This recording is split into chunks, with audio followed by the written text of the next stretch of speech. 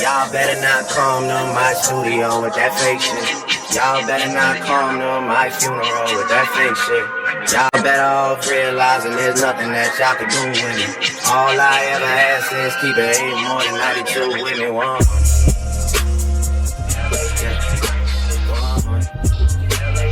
All I ever ask is 100.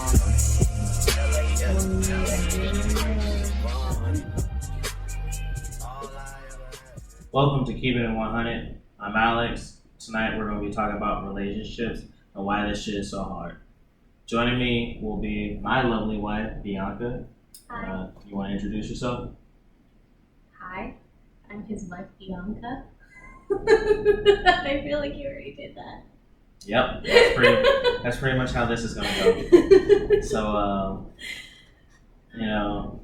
reason why I did this episode is because I feel like a lot of times people put our relationship on a pedestal that's, in my opinion, really rough for us. More so, Bianca says she doesn't see it as much, but I've heard it quite a few times where people have just been like, oh, if y'all don't make it, I have no hope for love, no hope for, whatever. I'm just like, yo, that's a lot of pressure to kind of live by, because not only is that the pressure of us, just making sure that we work everything out, but then also now if we don't work out, we just killed your dreams as well. Like, I'm having a hard enough time getting by with my own shit. So, just having that expectation held up there can be really rough. And I think that a lot of people don't really get to see the inner workings of our relationship and really get to see a lot of the struggles that we go through, because I feel like we like to keep a lot of stuff within the relationship. As I think that is part of the claim to our success, right? Like, we don't air our business out for the world or for everybody to know, because it's not for the world or for everybody to know. Like, our relationship is our relationship. I've always felt that way, that it doesn't matter the outside influences or what other people's opinion is. Like, we have to make sure we are good. And I think because we do a lot of that resolution in-house without bringing in third parties unless absolutely necessary, that's been why we look so successful, or so many people put us on this supposed pedestal, because we just don't air out dirty laundry. Like, it shouldn't be that way. Like, if you have an issue with your spouse or your significant other, or you're going through stuff, you shouldn't be blasting them on social media or talking smack behind their back, or like, that's not healthy in my opinion. I mean, it's entertainment for me. I'm gonna scroll through, and now I feel like I'm part of that relationship. So, like, when y'all break up and you don't say why, I feel like I'm cheating, because I want to know why y'all broke up. And that's like a whole, I'm invested now. That's a whole other thing too. Like, people base their opinions on, like, your significant other or whatever based on what you're saying. So if all you're ever airing or all you're ever saying is all these negatives, or what he or she doesn't do, or this, that, and the third, like, your friends and family are gonna get this negative perception and feel like it's okay to badmouth or belittle or start to treat your significant other a type of way, because that's all that you've let them know. And then when you sit there and try to defend them, they're like, you look like a crazy person because you've been telling them all this bad stuff, so all they know is this bad stuff, and here you are trying to defend this person that they think is bad for you because you've made that perception of them already. So I don't know. I mean, not saying that all relationships are like that. Sometimes people do be staying in relationships that they shouldn't, but I digress. I feel like that's a whole other topic. But yeah, just, we don't air out dirty laundry about each other. Like, it stays in house. Yeah. So, just to give a little background on our story, I've been here roughly for about 2-3 years, living on Okinawa, being single, living the single man's life out here, exploring the island. And with all that going down, it came upon to my attention that there was this newer individual that was to the unit. And it was one of those things where a lot of people were like, oh, have you seen New Girl's coming through. And one thing about the military, another thing about maintenance, people come and go a lot, and people's ideas or people's perception of beauty standards is a lot different than my own. And so like when people were coming through and saying like, oh, have you seen New Girl and oh this, that, and third, and I'm just like, is she really attractive or is she just attractive for y'all? So I work nights, you know me, I'm a night person. I love being on night shift. So I finally get a chance to see her on day shift, and I was just like, oh wow, you know, she is pretty. She's really attractive. But it was one of those things where I was talking to two other people at the time. I was really trying to, you know, convince one of them to pursue something further with me, but that was kind of not panning out. And I believe you were talking to someone at the time as well, right? No, I was dating someone. Oh, you were? Yeah, she was straight up dating someone. Yeah, I was. So it was one of those things where, like, I saw her, she was attractive, but she wasn't my highest priority, if that makes sense. Until I saw her at the club. I saw her at the club, and she was wearing this little dress, and I was like, oh, shit. I was like, yo, who's that? And they was like, that's old girl from the show. I was like, yo, that's New Girl? Like, hey, yo. But nah, like, even then, like, you know, she was back burner. And, you know, keep it 100. She was back burner. It was one of those things where she wasn't my main focus because of other things I was pursuing. Also, she was really attractive and had like this spicy attitude. So I like a fight. I like challenges, but I had enough on my plate at the time. I didn't want to overly pursue something that was possibly confrontational at the time as well. So, what about how would you say, you know, coming into the situation?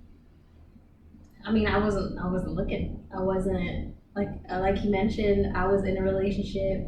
I was dating someone at the time. I was not interested in none of that. And I want to say our relationship just kind of happened. It developed through friendship, you know. Like you said, I was a back burner. It was not a main priority for him, and which was fine because I was, again, not trying to date anybody. And then when I finally did end that other relationship, I was still not in any shape, way, or form looking to be in a relationship, to be committed, to be in all that after I had just gotten out of one and was kind of just taking a mental and emotional break. But yeah, I got really, really sick. And I think I was just like on quarters and not keeping food down and kind of just feeling like alone and left behind. And he would like periodically just like send text or call. And I think he called me or something. And he like heard something in my voice and he was like, yeah, I'm on my way over. So he came over and he like came into my dorm room. I opened the door, he saw me and was like, oh no. And he like packed a bag and was like, you're gonna come stay with me in my apartment. I'm gonna take care of you. And then that was that. And it just kind of blossomed from there. Like our friendship, we got a lot closer as friends.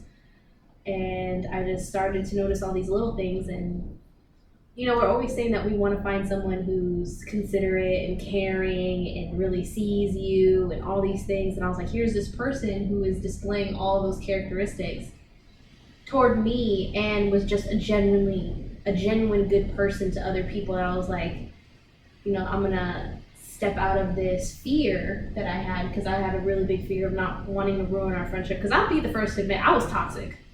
All I ever knew was toxic relationships. All I knew was toxicity. All I knew was not communicating properly. The only way to communicate was screaming and yelling, or when things finally got horrible. So I knew that I was not a healthy emotional investment for him. So I didn't want to bring him into, lack of a better word, my bullshit. But I also didn't want to look back and have this regret of like, wow, here was this amazing person and I just let them slip through my hands because I was too afraid. So that was kind of the leap point for me. I was like, I'm not gonna let my fear stop me from trying to pursue something that was very much amazing. Meanwhile, the brand is strong over here. From the moment I saw her or whatever, and I saw all the dudes flocking to her at work, however, I remember nobody was flocking to me at work. Anyways, I heard about you so many times before I actually met or saw you. You were there for a good 2-3. That's because I was one of like 5 girls in that unit. They weren't talking about all. Well, yeah, but they weren't talking about all the girls. But anyways, it was funny because she comes in, and I remember seeing my homeboy Ray, and we were sitting at the table, and after I finally saw her, and I saw like all the dudes trying to holler at her, just like little small conversations that they just interject themselves with. I remember looking at him and looking at me. I can't remember one of us said it. It was either him or me, but I want to say it was me. And it was just like, at the end of the day, all these dudes trying, but she gonna end up hanging out with us because all everyone likes to do here is drink, go to the same bar, sit at the smoke pit, whatever.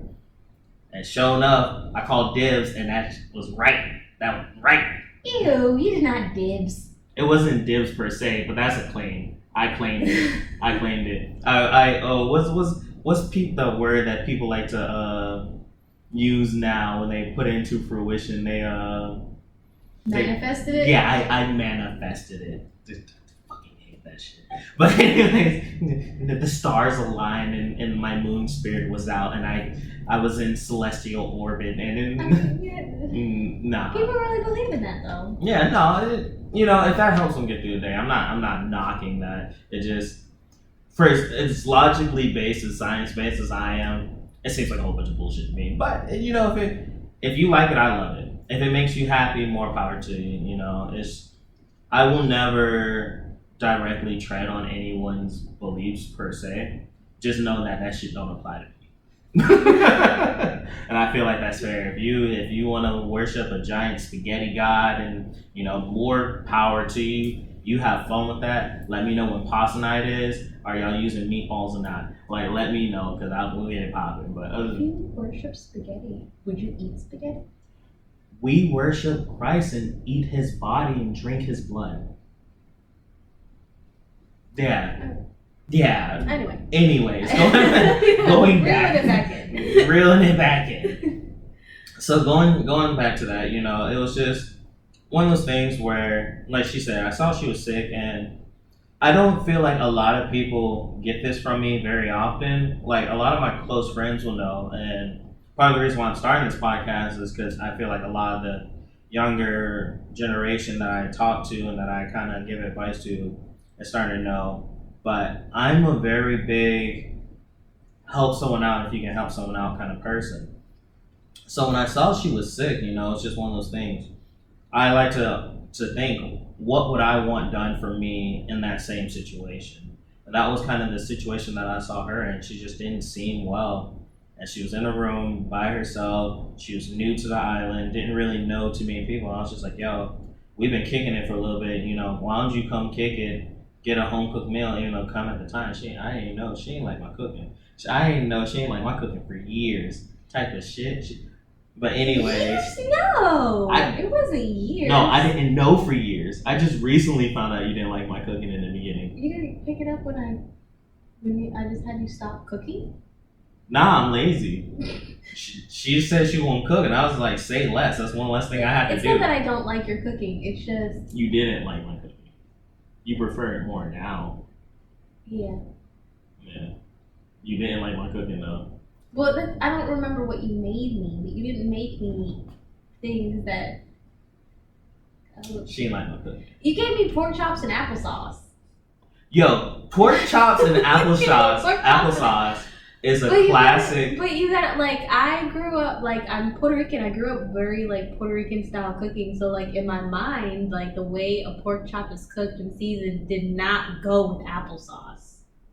And I'm black, as we can see. And pork chops go with applesauce. Yeah, but I think you made it, and I was like, these things don't go. Yeah. And that is pretty much our relationship in a nutshell. Just a merging and blending of cultures and different experiences. I like to say that the way we handled our relationship in the beginning, we dated for a few months, and honestly, she was the person that I dated the longest. I think my longest relationship before her was up to 3 months. So up until then, it was, I would say, a lot of honeymoon phase before. I think I only called off 2 relationships. Most of the time it was, broken off with me out of people not knowing whether I'd be serious or just various other things. Sometimes I was at fault, sometimes the other person was at fault, but it was just various different reasons why the relationships would never last. So with her, it was so weird because I felt like it was we almost didn't even start a relationship. Like we were legitimately just homies who found out we were dating one day, and It's actually really well put. yeah, yeah, like that's how that kind of went down, and it was the craziest thing because we had that chillness about us. She was an adult, mind you, with the exception of one other person. She's the youngest person I dated. Normally I would date above my age just because I like that maturity level. I don't like a lot of the bullshit that comes with it. So with her being the same age as me, she was the youngest person I had dated since like high school. So that was big for me, and we kind of just we went into this and handled this whole thing. I felt like adults. Not to say we didn't have growing pains, because we definitely had our growing pains, but we handled a lot of stuff. Like, and I tell people about our marriage. We handled it in the beginning like a business. It was kind of like a proposition. I feel like a healthy marriage is like a healthy business. You have to have all your cards on the table. You have to know what's going on. You have to be able to communicate what's going on.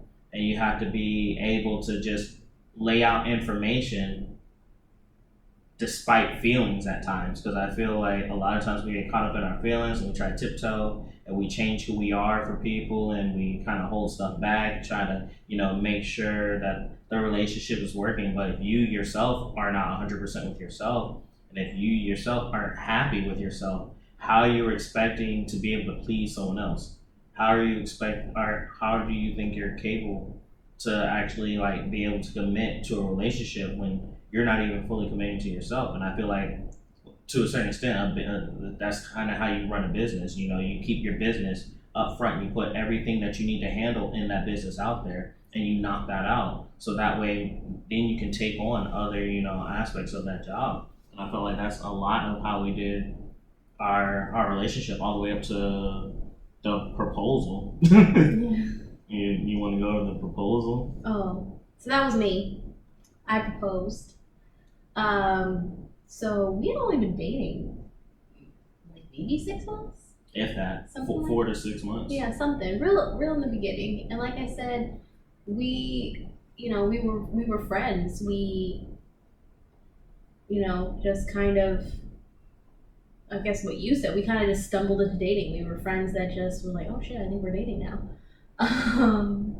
So we were at grocery shopping, which he absolutely hates. He would come grocery shopping with me because I would ask, because I just didn't want to go by myself. Because it gets kind of boring shopping by yourself. Now I don't really care, but at the time, he would come with me and I would ask him. I would ask him for stuff and he was like, I don't care what it is. But anyway, so we were grocery store shopping, and I think we were in like the produce section, and we had just finished like talking about something. I don't know. We were laughing. We were laughing about something. And I just thought in my head, this is the person I want to spend the rest of my life with. This is the person that I want to do all my adventures. This is the person that when something happens, the first one I want to tell. This is the person I want to share everything with. And I was like, and why aren't I doing that? So I turned around and I asked him, I was like, why don't we get married? What are we waiting for?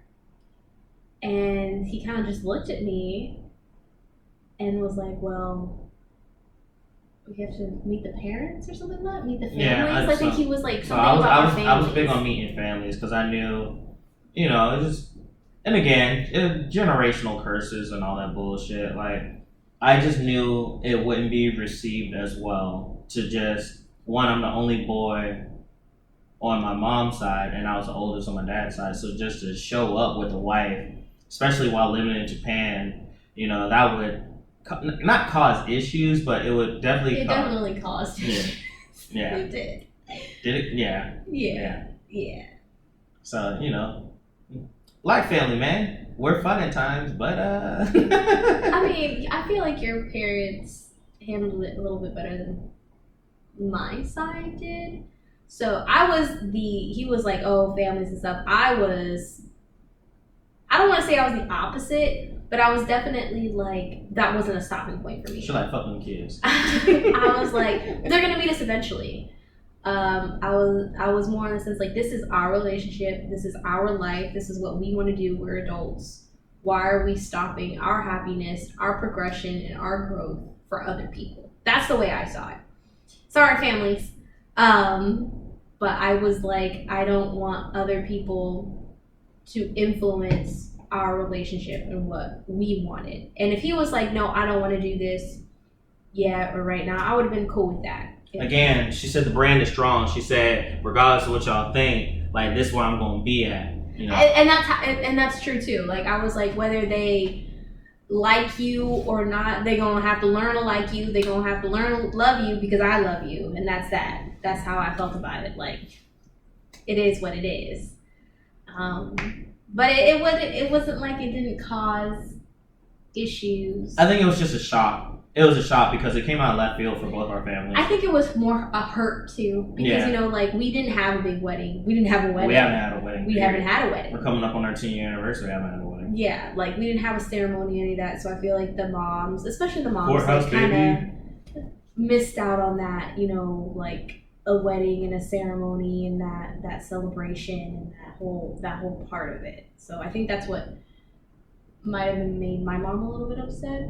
I mean, I remember I called and told her I was getting married, and she hung up. She hung up. Straight hung up. She hung up. She says, like, I can't, or I need a break or something like that. And she hung up. She didn't talk to me for a few days, which I understood. Like, her daughter. Did my mom cry? I don't know. You My told your mom. You were there though. No. Yeah. I know your It was mom. in the kitchen. It was in the kitchen in the apartment. I'm pretty sure, like, I'm pretty sure she was on speaker, and then she told you to take her off speaker. Yeah, that sounds more accurate. Yeah. Like, boy, take me off speakerphone right now. Yeah. My dad was just like, yo, hey, I mean, whatever, you do you, man. If you like it, I love it. That's my dad in a nutshell. My dad straight up just like, you live your life, man, as long as you're not in jail. I don't really remember how my dad reacted. I think he was just He like, just sent blessings. Yeah, I think he was just like, you know, you're an adult. Yeah. You make decisions for yourself. So. I want to meet him. Yeah. But that was, it was. Mind you, I love her dad. Her dad is like the coolest person ever outside of my family. Like, obviously no one will replace my parents or whatever, but he's just such a cool, chill dude who just go with the flow. You can talk to him about anything. He's, baby boy, as long as you out there, just take care of yourself. And I'm just like, I will take care of myself. Thank you.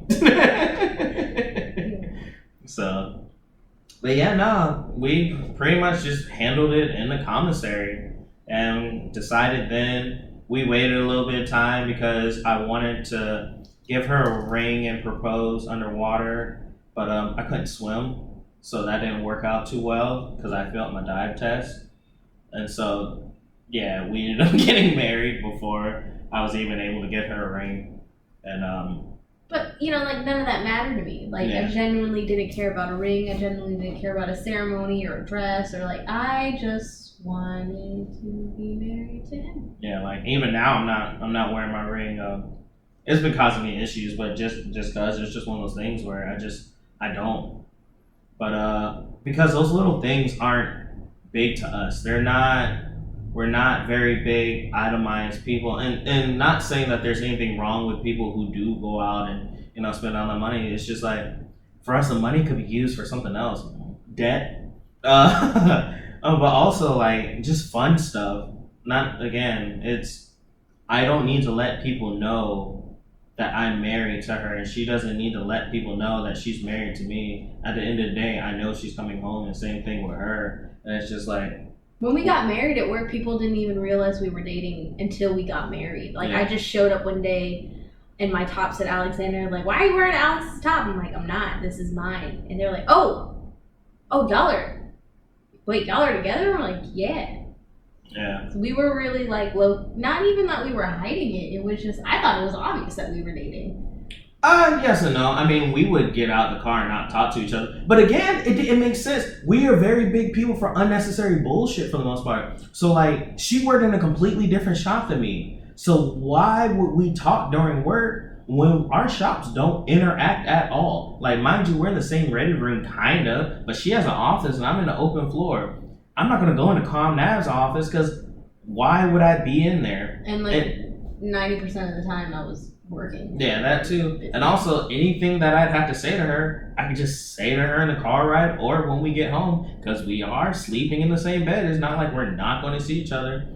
And so it's just one of those things where we didn't feel the need to, not say some people had the need to flaunt it, but we just didn't feel the need to be in each other's face all the time, because at the end of the day, we are two grown-ass individual adults who have our own lives that choose to intertwine them. So it was, I let her do hers, she let me do me, and then we leave work together in the same car that we came to work in. And that's how it was. We didn't feel the need to be like, oh, I'm with her and she's with me, and like, why are you talking to him? Like, what?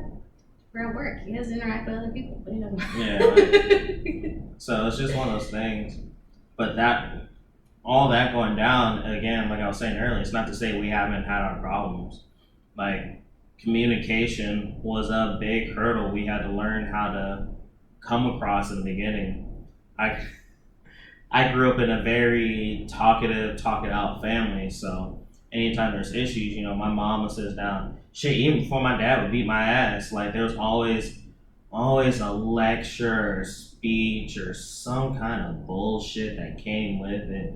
But, credit to him, it was his way of trying to portray his message and get his message across and be like, look, these are my expectations for you. You're fucking them up. And it was his chance to hear me out before he beat my ass, because I was still going to get my ass beat 90% of the times.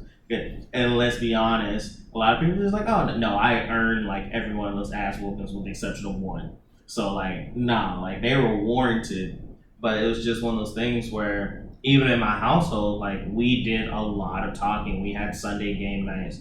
We would do 7:00 dinners every night. Like it was one of those things where, mind you, parents were sometimes there, sometimes they weren't, depending on the job. That was just one of the things we expected to have these things and be in bed by 9. So it was, I came from a very big, oh, there's a problem, let's talk it out family. And then I need her.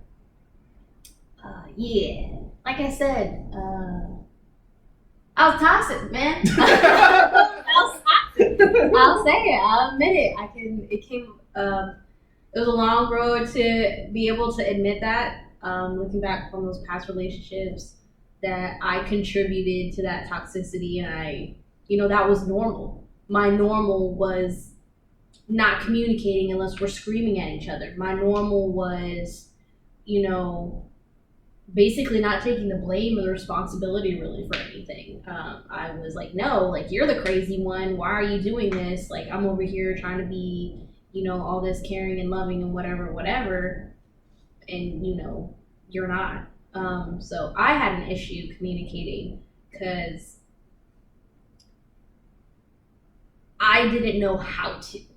So I knew that I didn't want to go screaming at him. I knew I didn't want to say hurtful things because, again, coming from those past relationships, that's all I knew. All I knew was like yelling, and all I knew was like saying messed up things to like hurt the other person. And I knew I didn't want to do that. So I would shut down. Her answer would be leaving without any kind of form of communication in a city on an island she doesn't know at all. Time out. And be gone for hours. Let me explain. And then it get dark. Meanwhile, this woman's afraid of the dark, has a terrible sense of direction. And her thing is... First, hold on. Before you start jumping in all this craziness, it wasn't like I was getting in the car and just going. Oh, no. She walked. I would walk out of the house and I would go on a walk. And I was like, let me calm down. Let me get my thoughts together. Let me get my emotions together. Because, I'm very emotionally based person. Like, I react emotionally. Which, I think I've gotten better over the years. Yeah. To get through that. But I knew I didn't want to react that way. So I was like, let me calm down. Let me get my frustration and my anger out before I say something that's super hurtful or do something that's super hurtful. So when those things happen, I was like, I just need to get out. I need to get out because if I stay here, you keep trying to talk to me. I don't want to talk to you. I'm going to blow up at you. So I would just walk out. I was like, let me just walk out. Let me walk around the neighborhood. And I wasn't as lost in our neighborhood as much as he thought. I wouldn't take crazy turns or anything. I would take the dogs out for walks, so I was kind of familiar with the area. He didn't know that I was as familiar with the area as I was, because all the things he said is 100% right. I have a terrible sense of direction. I don't pay attention to nothing. I am scary the moment I'm a paranoid person. I'm like, why are you walking down the same street? Who are you? Why you got a hoodie on?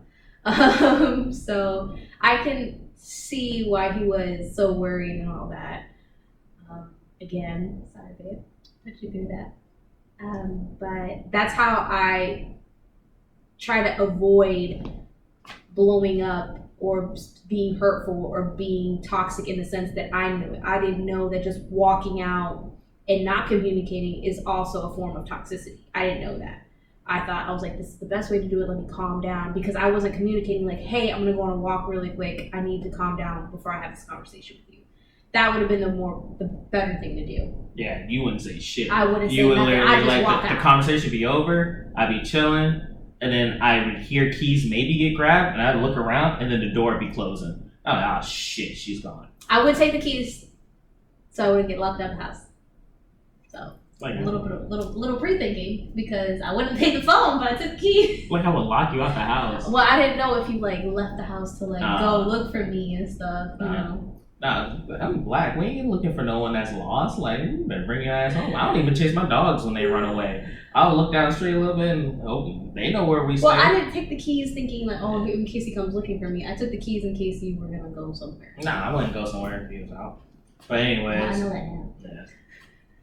And on the flip side of that, communication is a two-way street. So I had to learn that just because I come from a family and all that where we talk everything out, there's got to be a time and a place. I can't just squash everything like I'm used to squashing everything because she's not in the right mental space for that. I had to learn to give her space, let her calm down, which also worked for me, because whereas a lot of people, again, don't see it, they see my happiness and they see my anger when it bubbles up. I'm also a very internally emotional person. So when it does get to the point where I am angry and stuff like that, I say mean, hurtful shit. Not saying that I don't think in the beginning, I said too much mean, hurtful shit to you. It was just, whereas when she's upset, she's good at structuring her words. When I'm upset, I am not. When I am upset, it is raw, not put together well, not even always cohesive. It's just like anger and words and feelings, and this is where I'm at right now. And it's just like, all right, dude, I guess, you just said some fucked up shit. And I was like, well, no, that's not what I'm like Kanye West when he rants when I'm upset. It's just like, what he's saying probably has some good intention behind it, but it's extremely fucked up, and it's going to be taken the wrong way 100% of the time. And delivered terribly. Yeah, delivered terribly. So that was...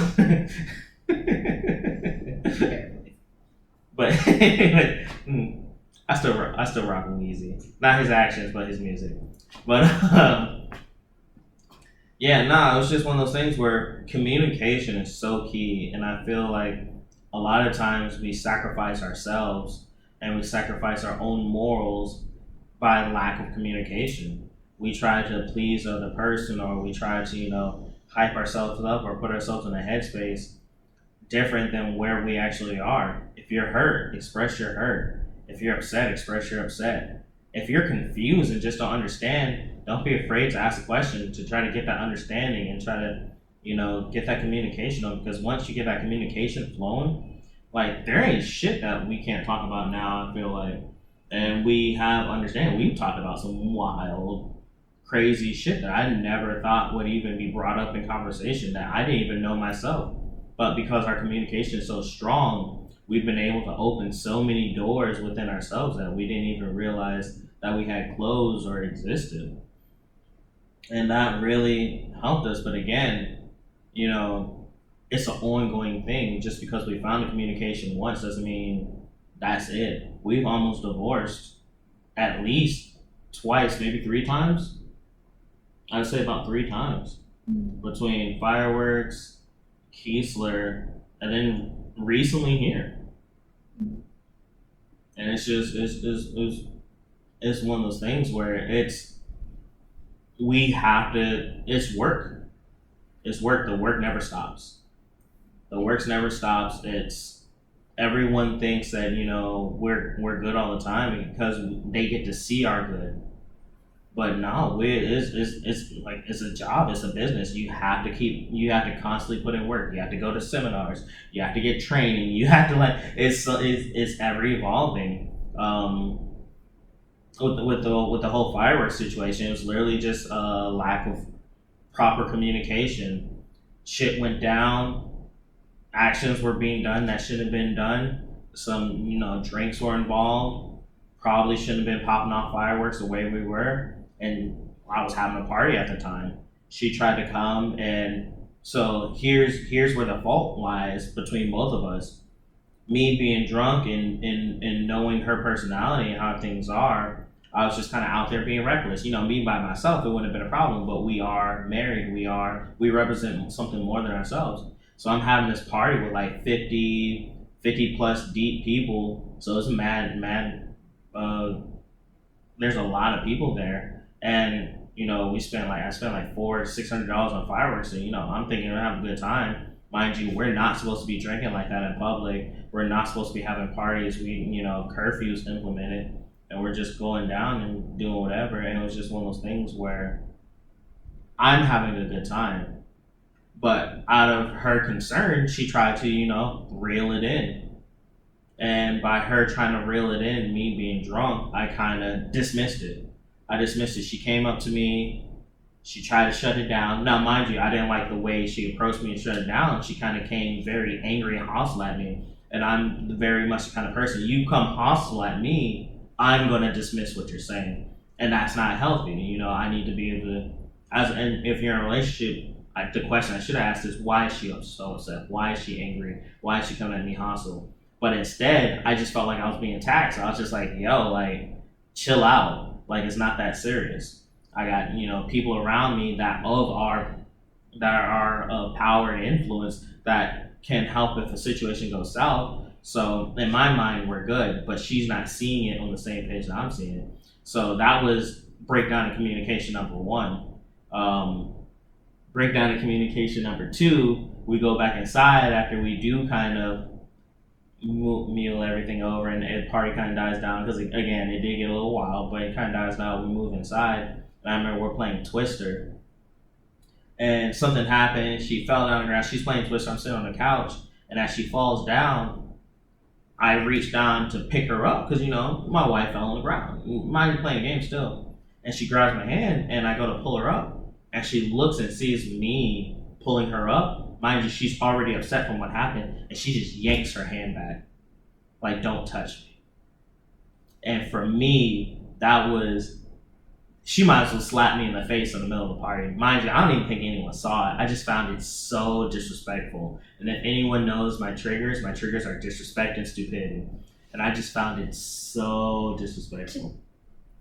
Tit for tat. So, when I had approached you outside with the fireworks, your reaction to me was the equivalent of me pulling my hand away. Oh yeah, the way you approached, the way you spoke to me in front of all of our guests, I was like, oh, all right. Yeah, that's why I said breakdown number one. Yeah, it was like a tit for tat. So it kind of became like, the way I saw it was like, if you can't speak to me respectfully, you don't have the right to touch me. Mind you, I didn't curse her out or anything. It wasn't like that. It was just like, it was a lack of respect on my part with her. I dismissed her feelings. I dismissed her. She was coming. No, it wasn't dismissing. You dismissed me. It wasn't a dismissal of my feelings. You straight up dismissed me. No, I told you chill out. Like, I was just like, yo. Yeah, you dismissed me. Like, it was what you dismissed. This hell, let's leave it alone. You dismissed me. But yeah, so I was just like that. Okay, cool. Like, this is your party. The way my mindset there, again, toxic. At that point was like, oh, this is your party. This is your friends. This is your house. This isn't our party. This isn't our friends. This isn't our house right now. This is Sean's party. This is Sean's show. Like, bet. And that's how, like, the remainder of the evening was in my mind. Like, this is Sean's show. She had a lot of fun at Sean's show. I'll tell you that. She was still drinking and partying. Not heavily anymore. She kind of reeled it back in because she was upset, but she still had a blast at Sean's party. You must have a recollection. You were playing Twister. You were laughing and joking with people. It's just that you were, because the Sperry's and stuff were there. I'm a very big, well, in the beginning, I was very what is the phrase? Para el show. Like, For the show. For the show. Yeah. Like, I still had to, Obligation. in some way, present a united front. Like I said, like, I don't believe in airing out our dirty laundry or whatever. Me pulling away my hand was, but I was definitely like, don't touch me. Because I'm definitely a person, if I'm mad at you, if I'm not messing with you right now, if I'm not fucking with you, like, don't touch me. Because I might snap. So, I had that to. shit don't work no more. I be touching when she mad and all that shit. So I still had to. I still had to hug me. put on the show. Like, we were still hosting. We had people over. Like, I couldn't just go off. Like, I had to wait for a time and place to have that conversation, and we did. Kinda. We did. Kinda. It was more of just an argument, and then we didn't talk to each other for 3 weeks, roughly, if not a month. I don't think it was a month. It was a long time. Mind you, we live in the same house, work in the same place, took the same vehicles to work, didn't talk to each other for weeks. And that is crazy to think that people can live that way. Like, legitimately, I think we fixed each other food. Like, I just don't think we legitimately did not talk. Or no, we did fix each other food. When one person would come into the room, the other person would walk out. And it was literally because in my mind, I'd realized that I messed up. But before I even got a chance I wasn't putting what I did on the same level as her.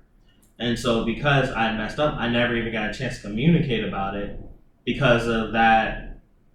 What I saw with her, with me, what I said was I was just trying to calm the party down. And that was one of the things I remember even saying. I was just like, we got all these people out here, I spent all this money, I'm not going to stop this party.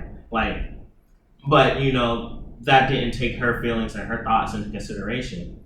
But with her pulling her hand away from me, at that time, I wasn't putting it on the same level. So I felt like, to a certain extent, she had disrespected me more than I had disrespected her. Not saying that's the truth of the matter, that's just how I felt at the time.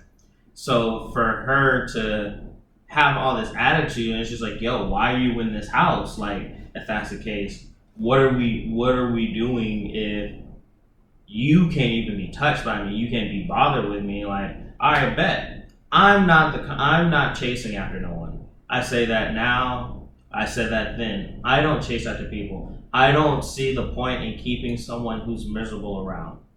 I will advise things, for us to get better. I will see if there's something you want to do. But if you do not want to adhere to that, I don't want to be the reason why you're still miserable. That is not my game. I have enough thoughts in my own head that I have to constantly cope and go through, let alone now I got kids, let alone try to take care of, someone else. I'm there to support you. I'm there to help you out. I'm there to be there, in your bad times, whatever. But I do not want to lock anyone down. I hate that phrase, my old ball and chain. It's just like, if it's your ball and chain, then that's not something to be happy about. Like, if I got a ball and chain, I'm fucking depressed. Give me the goddamn key so I can be free of that shit. Like, nah, that's not how I see this shit. So at that time, I was just like, I'm not gonna chase you. And this is how you feel. If you don't want to talk to me, you wanna be all, and I used to mess with her all the time. You want to be all uppity and shit, and then fine, you can have that. Like, I'm gonna keep doing my thing, and if you come around, you come around. If not, more power to you. And I mean, I don't really remember how we finally had a conversation. I can't remember if you initiated or if I initiated the conversation about it, because we had a huge blow-up fight about it. We had like a huge screaming match, yelling. I think that's like legitimately one of, if not the worst fight we ever had. Because I don't think anything after that was like a screaming match really, or us like here yelling. Okay. Here? Yeah. A few months ago. So Yeah, the way I saw it was, it was just, I can't even, like, thinking back on it, I just felt so other. Like, it didn't feel like a partnership. It didn't feel like a marriage. It didn't feel like a relationship. It felt like here I was, I might have come off aggressive. And that's something that I had to work on too. Like, I didn't realize when I would say things or approach things, I was coming off so aggressive. But here I was voicing, because that wasn't the first time that me approaching me like, hey, we need to stop these fireworks. Wasn't the first time I had mentioned something. I was like, I had gone up multiple, like, hey, babe, like, calm this down, like, da-da-da. I had said it multiple, like, hey, kind of keep this, like, this is escalating. Let's try to, like, level it out a little bit. And he'd be like, all right. And so when I finally, it got to that point where I was like, hey, we need to stop this. Like, the fireworks, like, this is it. Like, this has gone too far. And his reaction, it definitely felt like I wasn't in a relationship. I wasn't a part of something. It was like, get out of my face. This is my, like I said, it was the Sean show. I may as well have said, bitch. Yeah, it was a Sean show.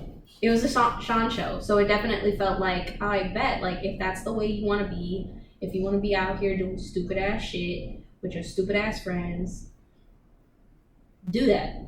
I don't need to be a part of that. I don't need to be with someone that doesn't value me as a person, doesn't value my voice, doesn't value who I am, because that's how it came out. That I'm basically just a roommate, and then that, like, we can just be roommates and get this divorce on and move on.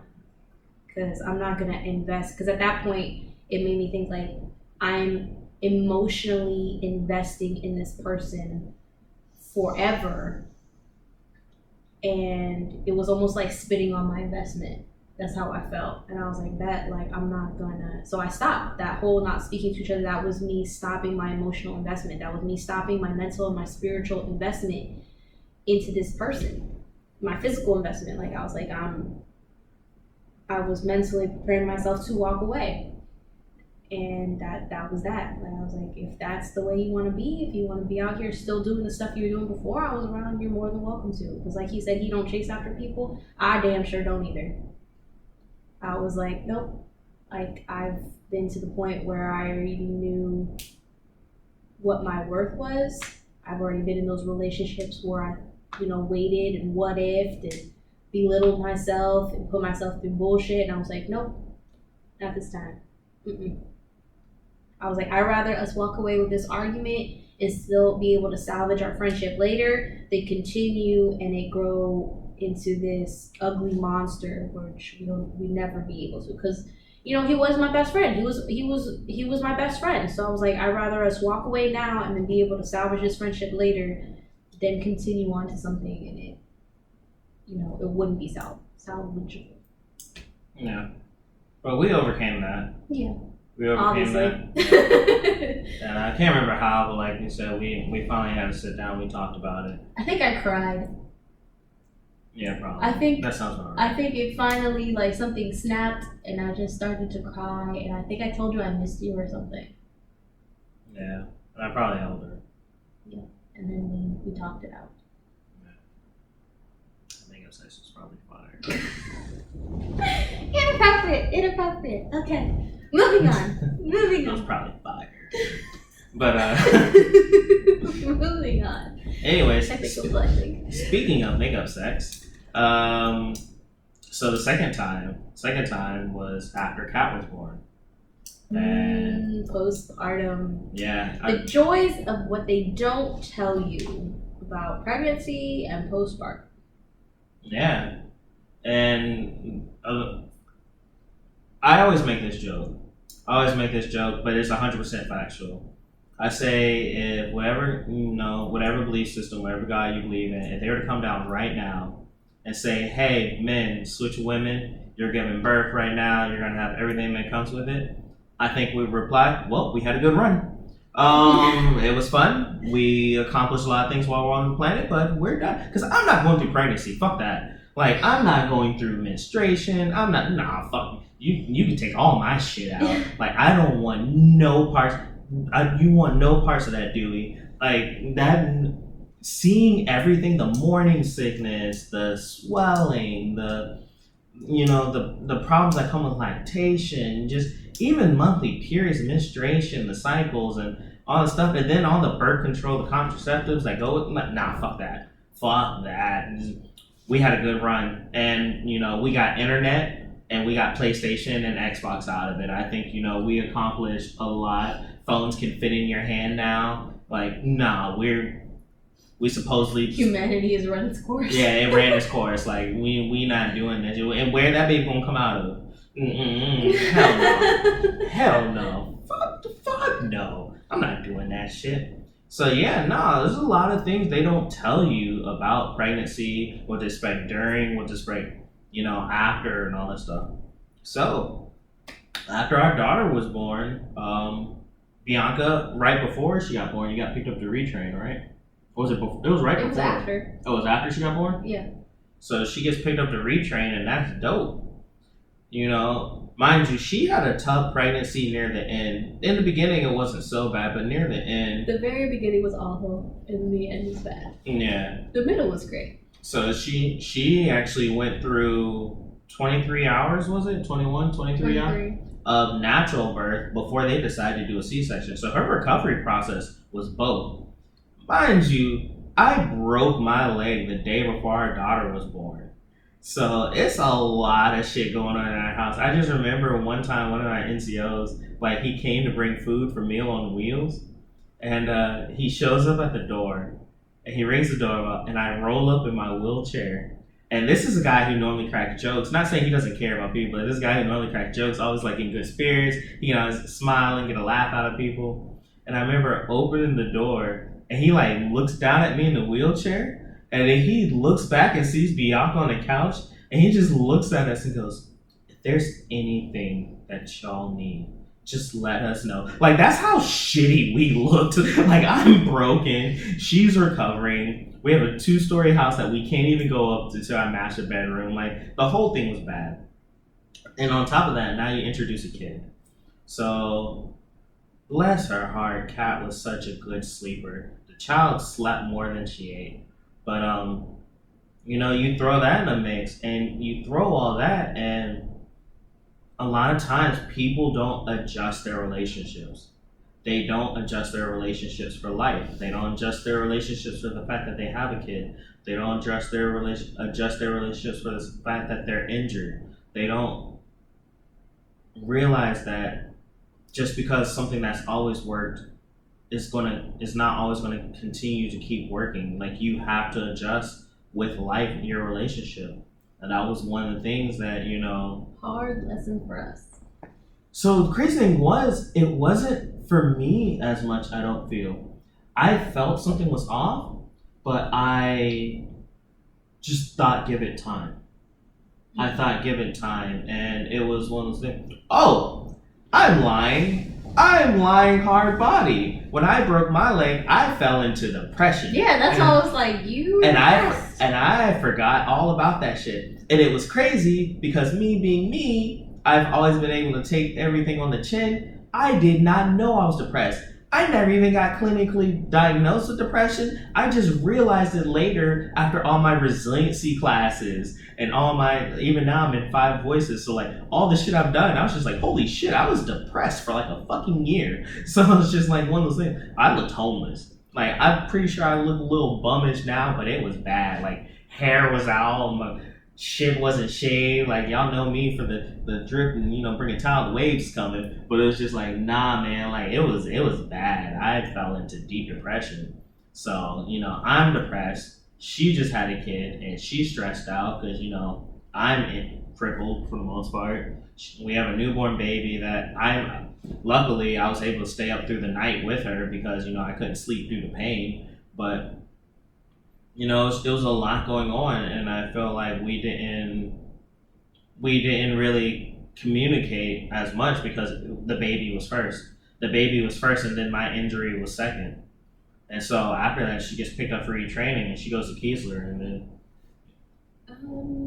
I didn't realize that.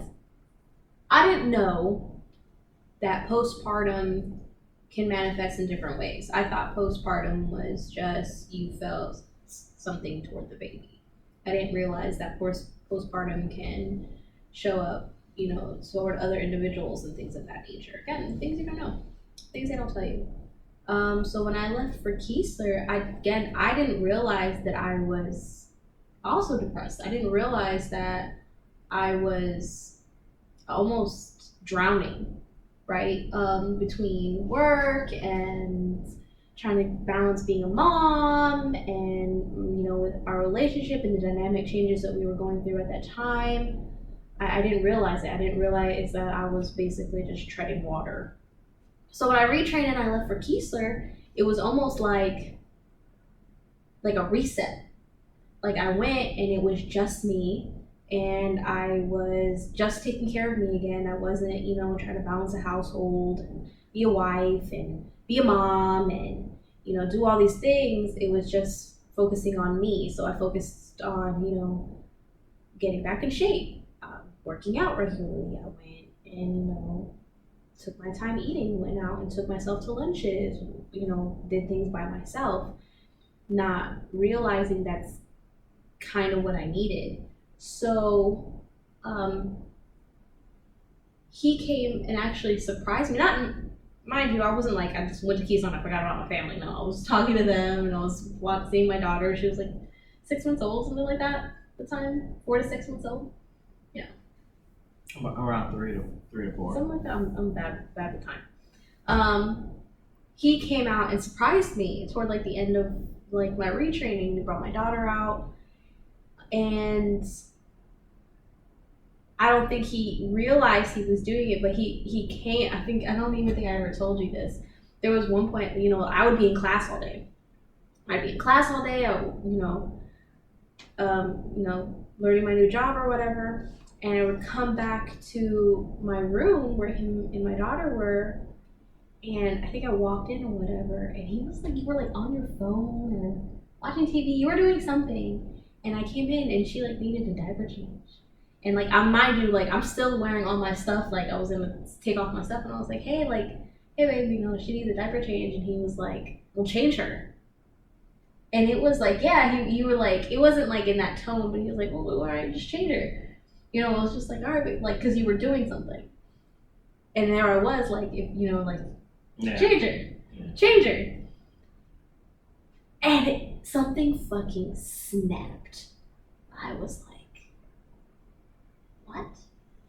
Like, the fuck you mean, change her? Like, it was like this internal, like, snap, this mechanism that went off. I'm like, you fucking flew all the way over here, like, to my peace, to my, like, time away, to fucking basically just, like, hey, do your mom shit right now. Yeah. And, like, and I don't want to make it sound like, oh, like, I didn't want to be a mom or anything like that, because, I love being a mom. But it was just, like, I don't even know how to put it in words right. It just felt like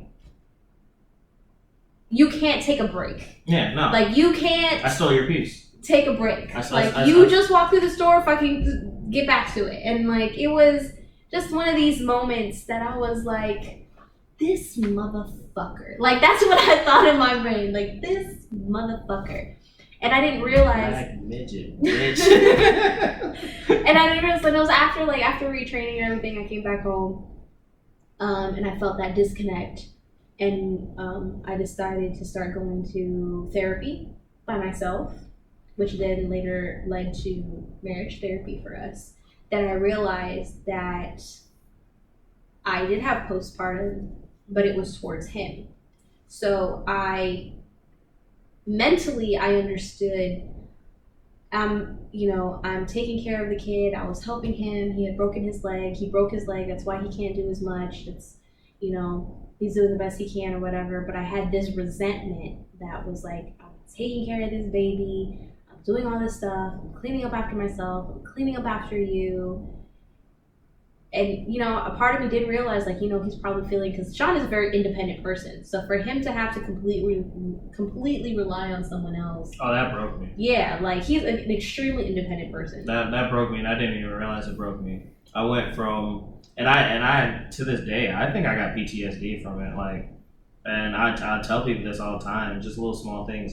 I went from, even though I never played like sports at a competitive level, I went from being super fully athletic, from being, one of the fastest people I knew, jump one of the highest people out of anyone I know. There weren't too many people who could hold a candle to me. I mean, there were some, and I'm not going to, discredit them, but it's just one of those things where I was always all around, despite the fact that I'm only 5'6", able to do so much. And literally in a second, I went to a wheelchair and I lost all muscle. My leg went through atrophy. So I lost all muscle definition in my right leg, my dominant leg. I lost, range of motion. I now have hardware installed in my leg. I haven't ran a PT test since 2016 because I failed my last PT test I ran because I didn't want to give up on myself. So it was just a lot of stuff for me to have to deal with in a relationship. And again, being so independent, I didn't necessarily know how to ask for help. Again, this is no fault to my parents, but from a young age, I had to solve problems. I had to figure out what was going on. I had to, kind of keep it moving and make the best of the situations that were presented to us. So here I am, and I know what's wrong with myself, and there's nothing I can do about it except for wait and rely on other people. And it fucking killed me, man. Like, it was just, I didn't want to do anything. I felt like having a kid at that time was the best thing for me. Because if all else failed at that time, I was at least able to hold my daughter, and she kind of kept me grounded in that situation. She was the one thing that, even though, like, I always tell people, like, I'm not good with kids, like, I'm strict and mean and stuff like that, but she was the one thing that kind of brought me back, reeled me in, and I was able to see that, I could stay up at night with her. I can feed her. I can change her diaper. I think I was very proud about that one time. Like, I remember being in a wheelchair, and they're like, oh, we'll change the diaper. I was like, nah, I got it. And I, like, turned my wheelchair to the side and changed her on the couch. Like, it was just little small things like that, made me very happy to be able to do things. So it was very... So, it was all those things. But it was things that I probably should have seen someone with and addressed. But again, unfortunately, I worked myself out of that hole. It took longer than it probably should have if I would have just went to go see someone. But again, I'm not against counseling. I just didn't realize it at the time. So the reason why the counseling got involved with the couples was, she comes back home from Keesler and something just felt off. And I kept, not to say that this is a big driving point of us, but you've seen us. You've seen how playful we're. And if anyone knows me, like, it had been a while since we had relations, since we had sex. And, just little things, I try to, engage and encounter and stuff like that. And they would always kind of get turned off. And, again, new mom, I'm injured, a bunch of stuff. I understood. The longer it went on, the more I was starting to question. And I was just like, what's going on? Like, even when we sleep in the same bed, like, I kind of go to touch her. And she wouldn't pull away like she did with when she was playing Twister. But it was kind of like a gentle, like, oh, then she'd roll over and go to sleep. It was like little small things. And finally, I asked her, I was just like, what's up? And that's when she told me that, she's going to counseling and stuff like that. And then she straight up said she doesn't know she's in love with me anymore. And that was one of the things where... And there was a lot of stuff going on at that time. It wasn't just, I went to Keesler and being away from my family, I was like, oh, I like being away from my family. No, it wasn't that. There was things going on at home. Oh, yeah. Our living situation was going through changes at the time, different dynamics, and all the stress of work, parenting, our living situation started manifesting in ways. Like I said, one of the things that I loved about him most was his personality and his kindness. And I was starting to see a side of him that I didn't like. I was starting to see, you know, something coming out that was like this ugliness, and it threw me off. I was like, yo, like I don't. If this is who you are, if this is who you're becoming, like I love you, but I can't be around that. I can't live with that. I can't grow with that. I can't have my daughter around that. And that was kind of what was pushing that distance between us. I was like, I can't do this. I can't do this if this is the person you're becoming, I can't be with that person. I've said that before. I said that in counseling. I thought it was all just a postpartum. No, I said that in counseling. The postpartum was definitely a thing for it, because I felt the type of way, because emotionally, mentally, I understood why the dynamic was the way it was, but emotionally, I was like, why aren't you helping me more? Yeah. Yeah. But it was mainly that postpartum, and then what was happening with our living situation. So it was a lot. Yeah, it was a lot, and I just was like, yo, like I need to take a step away. And again, I'm that person that if I'm no longer emotionally investing in you, I put up that wall. Like, I'm gonna stop emotionally investing in you and all this other investment that I have in you or in this relationship, because I'm about to walk away. So, and he picked up on that. He was like, you know, I was looking at apartments. I was looking at how much I would make once we split. I was looking at school districts. I was looking at time, like travel time, you know, shared custody. I was looking at all that. I was looking at all of that, because I was like, this is not. Yeah, I was like, this is not where I want to be. This is not where I want my child to grow. Yeah. God damn. Yeah. So, all that being said, you know, I asked her, she tells me that, and it was a blow. And, you know, I'm pretty sure I cried, she cried, whatever. But again, me being the person I am, I asked her, what do you want to do about it? I said, do you want to go to counseling? Because we can go to counseling together if you want. And she's like, I've already been in counseling. I was like, well, shit, I didn't know. I was just like, so what do you want to do? And she's just like, we can try counseling. And that's what we did. We went to counseling. And when I tell you that we're the shit, we are such the shit. Like, I understand why people can kind of feel the way they feel about us. Because I tell you, we went to 3 or 4 sessions. This lady didn't even know why we were there. She was just like, what is y'all's issue? Because she stopped one session and she was just like, y'all communicate really well. You're really good friends. What is... Because that's at the end of the day, our foundation was our friendship. The our brand is strong. Was always our friendship. It was never, you know, there was never, and we used to say, I think we still say, if we ever split, that friendship is still always going to be there. Like, yeah. I can't ever see me not having love for him and wishing the absolute best. Yo, we break up, you ain't talking about my baby moms. Like, it's like, yo, yeah. I'll throw hands. But I'll throw hands.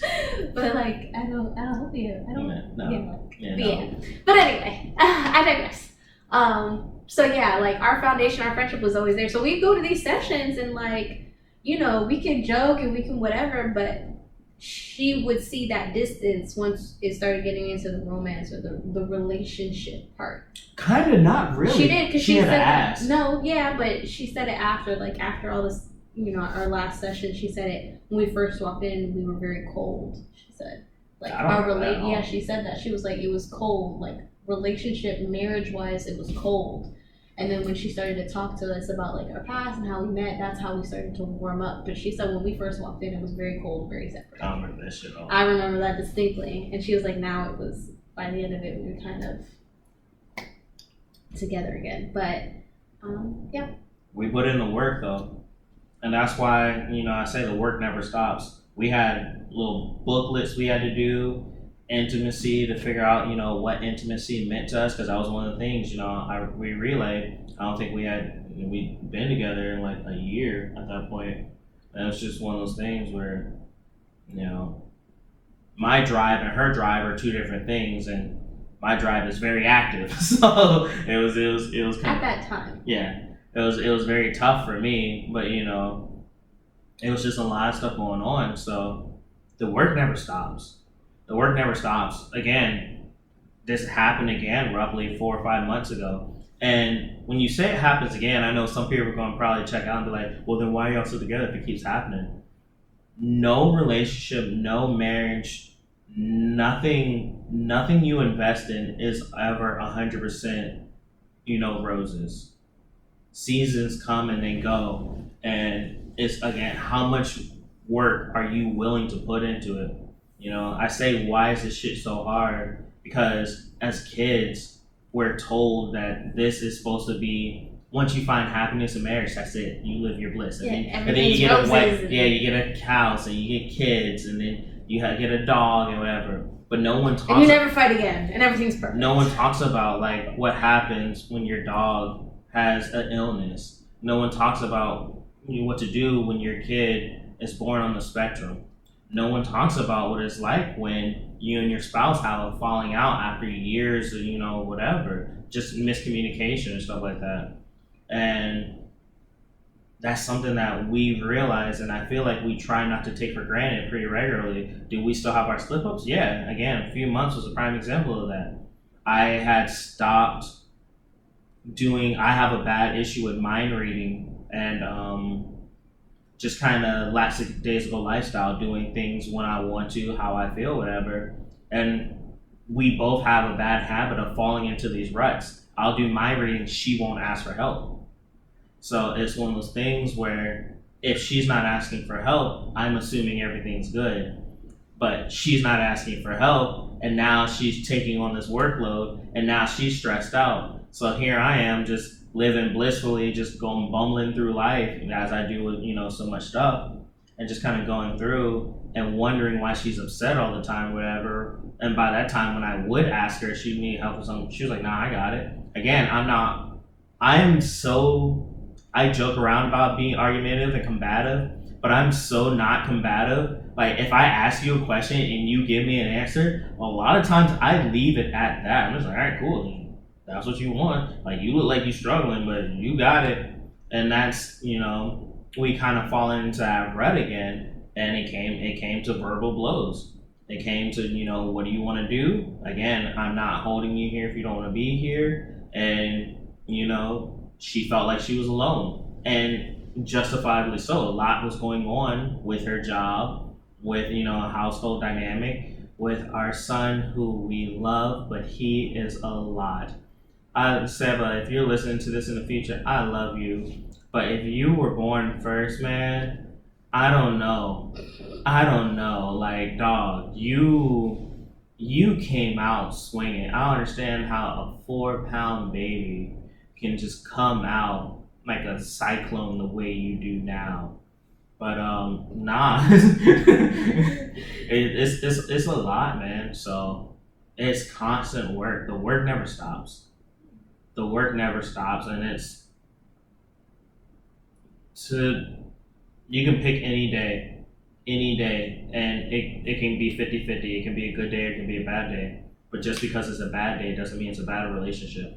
Yeah, or to dwell on that, right? So a few months ago, it was one of those arguments and coming to verbal blows, but it's also taking that self-reflection, like, all right, is this really make or break, or is this me feeling a type of way? Is this me being able to communicate and say how I feel? Can we work through it, or is this really the end all be all? Because I think a lot of relationships, a lot of people take those arguments or those ruts and they grab onto that, and that's their reason. Like, okay, we're having this argument again, or we're having this issue.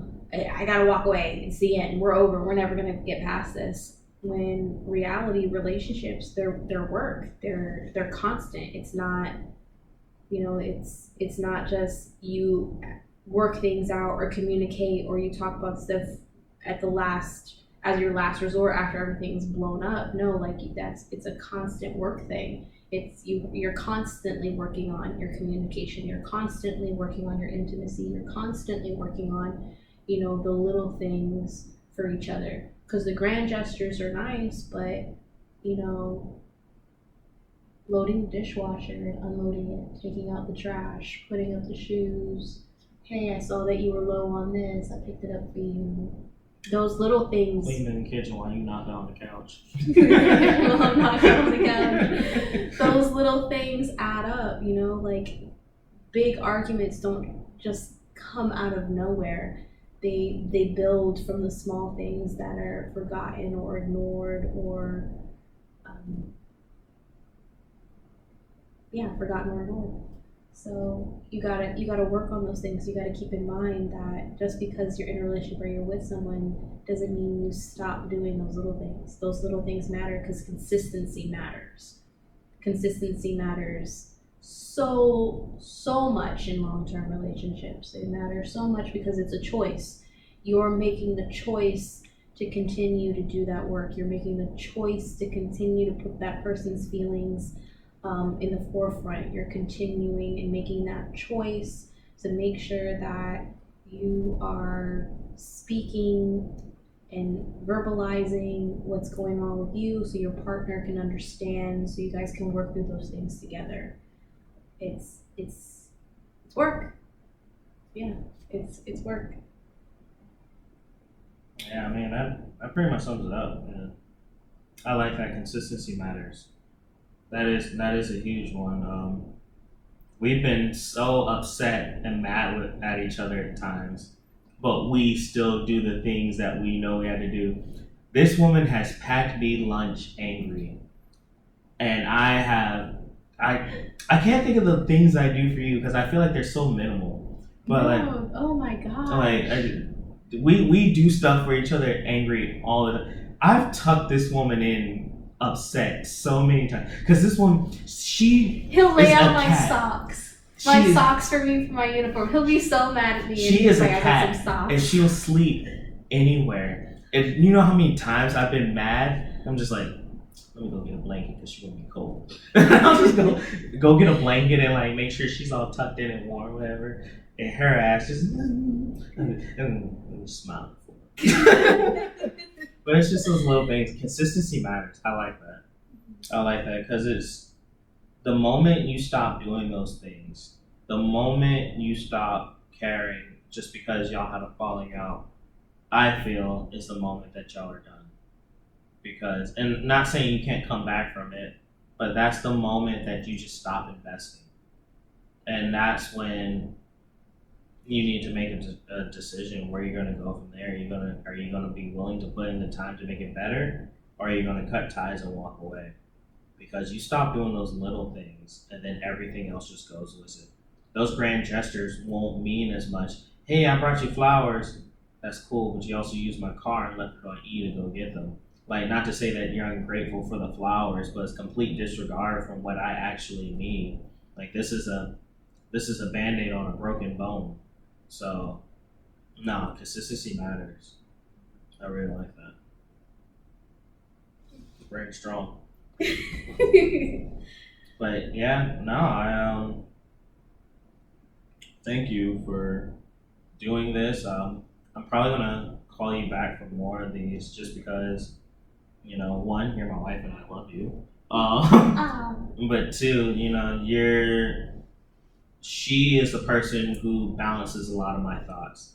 I'm able to, again, I get so caught up in my head that I don't get to articulate as much or as well as I like to. She's my filter when I don't have one, which is most of the time. So, you know, this is fun, and I feel like, you know, we'll see where this goes from here. She actually helped me come out with a sign off for these. So she was saying that I should end these episodes with a little something every time, just kind of let y'all know where I'm coming from. So I appreciate you coming in. This is Keeping It 100. Dare to be different. Bye. All I ever asked is one.